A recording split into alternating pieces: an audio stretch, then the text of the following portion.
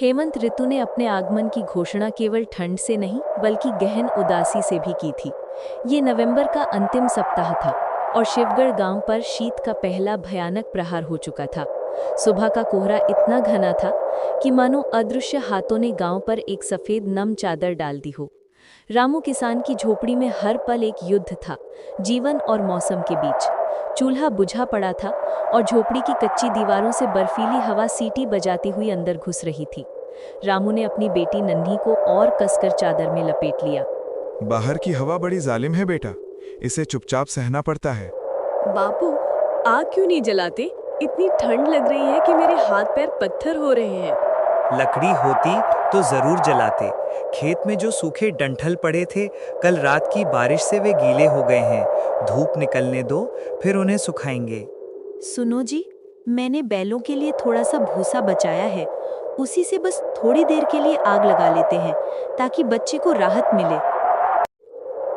नहीं पार्वती, हम तो एक रात सिकुड़ लेंगे, पर बैलों को जीने के लिए वह भूसा जरूरी है। मनुष्य की मजबूरी तो हम सह लेते हैं, पर पशुओं का कष्ट नहीं देख सकते। बाहर गांव के सबसे धनी व्यक्ति सेठ धनराज के घर से ढोलक की गूंज और मीठे पकवानों की खुशबू तैर रही थी। रामू ने टूटी खिड़की से आसमान की ओर देखा। धुंध में लिपटा चांद उसे ऐसा लगा मानो भगवान भी कहीं ठंड से सिमटकर छिप गया हो। वो मन ही मन सोच रहा था, हम जैसे गरीबों के हिस्से में ये दोहरी ठंड क्यों आती है? एक तो आसमान से बरसती है और दूसरी पेट के खालीपन से उठती है। अगले दिन सुबह धूप निकली तो सही, पर उसमें आत्मा को राहत देने वाली गर्माहट नहीं थी। रामू अपने पुराने फटे जूतों को पहनकर कंधे पर फावड़ा रखकर खेत की ओर चला। ठंड की चुभन हर कदम पर उसके पैर से होकर सीने तक पहुंच रही थी। रास्ते में गांव के बुजुर्ग काका हरपाल मिले। रामू, इतनी सवेरे सवेरे कहा? ठंड बड़ी कड़क है बेटा, छाती जम जाती है। हम तो उम्र के मारे घर में दुबक गए हैं। रामू ने जबरन मुस्कुराने की कोशिश की। डरती तो ठंड भी होगी काका, हम जैसे लोगों से जो रोज पेट के लिए लड़ते हैं।